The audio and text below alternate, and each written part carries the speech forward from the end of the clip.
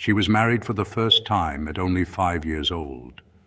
For most of her life, kings, popes, and princes decided whom she would marry.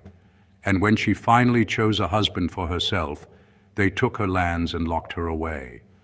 Her name was Matilda of Hainaut, also known as Mahaut, and her inheritance made her one of the most valuable women in medieval Greece.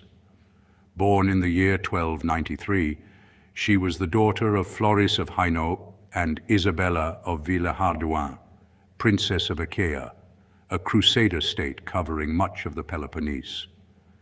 When Matilda was about 5, her mother arranged her marriage to Guy II de la Roche, Duke of Athens. The match was approved by the Pope, but it angered the powerful Angevin rulers of Naples, who claimed authority over Achaia. Isabella was eventually removed from power, while Matilda's political future became increasingly controlled by Naples. Then Matilda's world began collapsing. Guy died in 1308. Her mother died several years later, and once again Matilda became a dynastic prize. In 1313 she was married to Louis of Burgundy, who received a claim to the Principality of Achaia through her. But another claimant, Ferdinand of Majorca, invaded.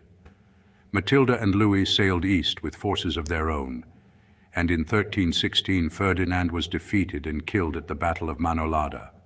For one brief moment, Matilda and Louis had won.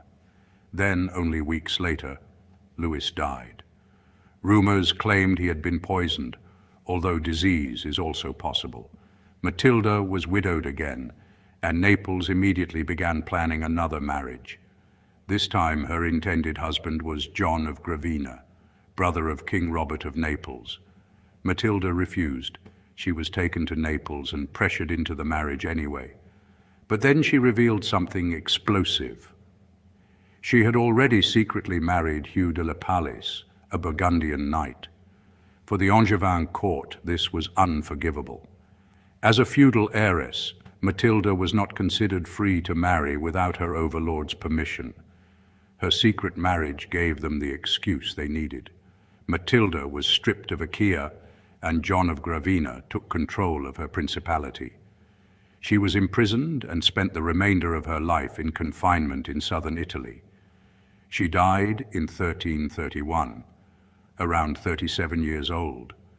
Matilda had been married as a child, widowed twice, forced into another marriage, and used repeatedly to transfer control of an entire